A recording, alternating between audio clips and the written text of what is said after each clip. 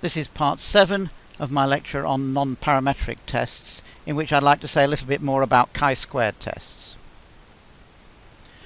The limitations of chi-squared tests apply when you've got rather small numbers.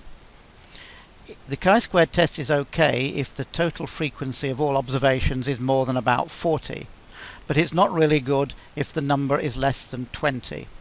Under those circumstances of less than 20, there's an alternative test called Fisher's exact test, which is more appropriate, and I'll say a bit more about that shortly. But in that grey area of between 20 and 40 observations, one has to be a bit cautious if you use the chi-squared test. One should avoid very small frequencies in each cell. No more than 1/5 of the cells should have an expected frequency of less than 5, and no cell should have an expected frequency of less than 1. If necessary, you can add categories together to avoid that, and I'll show you a way of dealing with that shortly. The other problem is that chi-squared is really a continuous distribution, but we're using discrete whole numbers. Our observations are whole numbers of frequencies 1, 2, 3, 4, but the chi-squared is a continuous curve.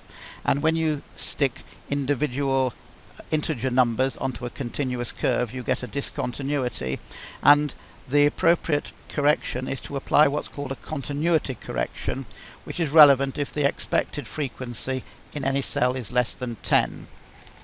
One way of doing this for a 2 by 2 table is the Yates correction, where you reduce each absolute difference by 0.5. By that I mean you shift it 0.5 closer to 0. So if the difference is positive, you subtract half from it, and if the difference is negative, you add a half. Here's an example based on hair colour. Let's suppose we ask the question, do men and women have different hair colours? Our experimental hypothesis might be that men and women have different distribution of hair colours, and so the null hypothesis is that men and women have the same distribution of hair colours. The data we'll use is the frequency of dark, fair or red hair in 15 men and 20 women, and I'll show you the data in a moment. Clearly the statistical test can be a chi-squared test because we've got categorical data, 3 different categories, dark, fair or red hair, and 2 different groups, men and women. But we've got rather small numbers, a total of 35 observations, so we have to be cautious about using chi-squared. So here are our observations. Let's suppose that out of 15 men, 14 have dark hair, none have red hair, 1 has fair hair. And out of 20 women, 12 have dark hair, 3 have red hair, 5 have fair hair, and that makes a total with dark hair of 26, a total with red hair of 3, and a total with fair hair of 6, with a grand total of 35. Those are our hypothetical observed measurements. Let's see what the expected frequency will be. As usual, we take the row and column totals and copy those into the expected frequency contingency table, and then calculate the expected frequencies by multiplying corresponding row and column totals and dividing by the overall. So for example, 15 times 26 divided by 35 gives us 11.1, and so on for the other cells. Now we observe that the expected frequencies for red and fair hair of 1.3, 1.7, 2.6 and 3.4 are all less than 5. So we should try to do something about that. We shouldn't have more than 1/5 of the cells less than 5. Notice it's the expected frequencies that we have to test for this, not the observed frequencies. One way of dealing this will be to add the red and fair into one new category by combining them, and that'll reduce the number of cells that have got low frequencies. So here, if we combine fair and red into one new category, we have out of 15 men, 14 with dark hair and 1 with fair or red. Out of 20 women, 12 with dark hair and 8 with fair or red. So now to calculate the expected frequencies, as usual, we take the row and column totals, copy those over, and now calculate the new frequencies. So 15 times 26 over 35 is 11.1, and 15 times 9 over 35 is 3.9. Now of our expected frequencies, only one cell, the 3.9, is less than 5. So we get away with using the chi-squared test. Now we take the difference between observed and expected frequencies. 14 minus 11.1 is 2.9, 12 minus 14.9 is minus 2.9, and so on. But our expected frequencies are small, less than 10, and so we should apply a continuity correction. And Yates' correction for a 2 by 2 table says that we have to shift each of these differences towards 0 by a half. So after applying the continuity correction, our 2.9 becomes 2.4. It's shifted by a half closer to 0. Our minus 2.9 becomes minus 2.4. That has increased by a half to make it closer to 0. So now to calculate chi-squared, we take the difference between the observed and the expected frequencies after applying the continuity correction, square them and divide by the expected frequency.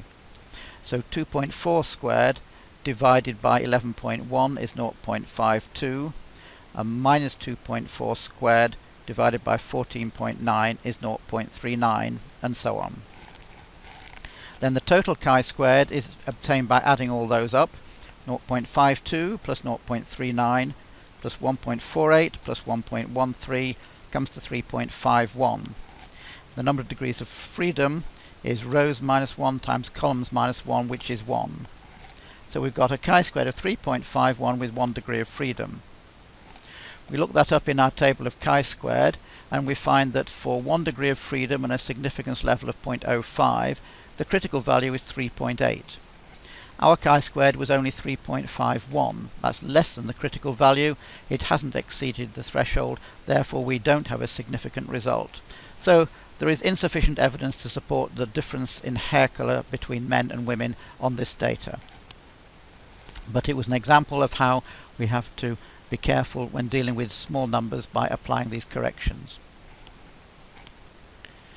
As I said before, chi-squared test isn't really applicable if we have small numbers, less than about 20, for example. In those circumstances, Fisher's exact test is an alternative, which is good even for small numbers, even when we've got less than 20 observations, and even if the frequency in one cell is less than 5.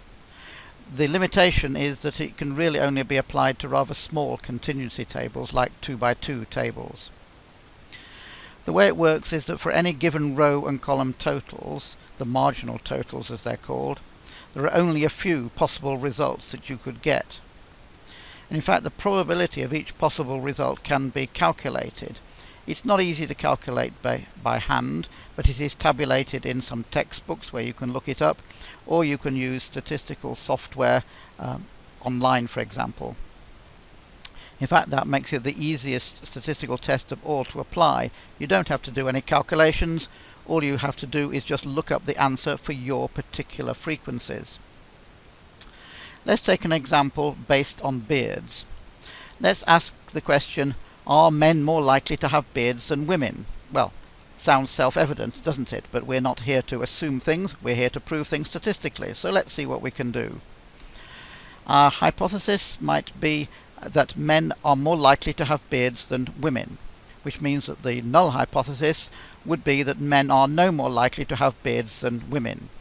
This is a one-tailed test because we're expecting more men to have beards, not the other way around. So let's see what data we have to support this. Here we've got a motley assortment of 6 men. And if we look carefully, we can see that 2 of them have got beards. One a proper beard and one a sort of half apology for a beard. And here we've got a group of 4 women, and unsurprisingly, none of them have beards.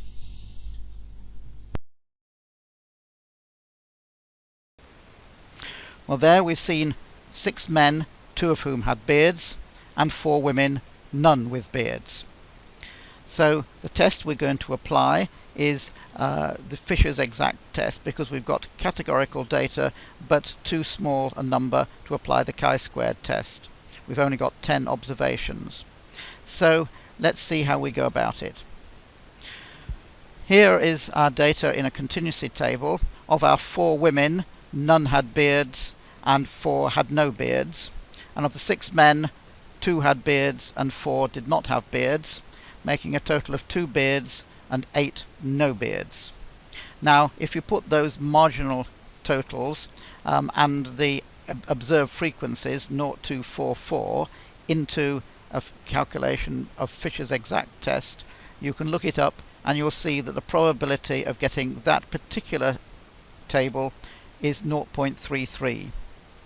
That means it's quite likely to occur by chance. So we can't reject the null hypothesis. There is insufficient data to show whether men are more likely to have beards. We would need a probability of less than 0.05 to be able to say that we had a significant result here. So despite the fact that we have several men with beards and no women with beards, we can't actually say with these small numbers that men are more likely to have beards than women. In fact, if you put into these calculators other possible tables with the same marginal totals, by that I mean the marginal totals 2, 8, 4 and 6 have to be the same in all these tables. All we can vary is the number of women with beards. We have the possibility of 0, no women with a beard, 1 bearded woman, or 2 bearded women. We can't go any further because we've only got 2 beards to spread around, so any more would require to have a negative number of men with beards. So there are only these 3 possible results, and the probabilities of 0.33, 0.53 and 0.13 are all above 0.05. So whichever result we got, no bearded women, 1 bearded woman or 2 bearded women, we would not have a significant result whichever way it went. That shows the futility of trying to deduce significant results from such small numbers. But it is an illustration of how to use the Fisher's exact test.